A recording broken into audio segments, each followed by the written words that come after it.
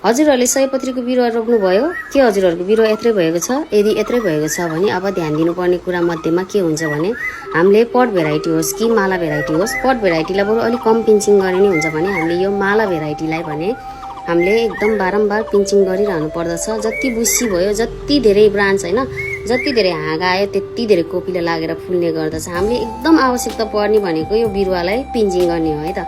अनि त्यसै गरी हाम्रो यो अल्को भएको बिरुवाहरूलाई हामीले यसलाई अर्को बिरुवा पनि तयार गर्न सक्दछौँ। देख्न सक्नुहुन्छ यो मैले हजुरहरूलाई फर इक्जाम्पलको लागि बिरुवा सारेर देखाउने कोसिस गर्दैछु। यो सयपत्रीको हाँगा काटिसक्नु भएपछि यो साइडको ठुल्ठुलो लिपहरू हजुरले काटिदिनु भयो भने त्यसले एनर्जी लिँदैन के।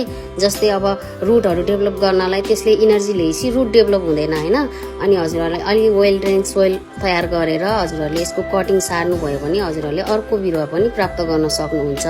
यसरी हजुरहरूले मैले देखाए जस्तै गर्नु भएर साफमा चोपेर लगाउनु भयो भने कटिङ राम्रोसँग सर्दछ।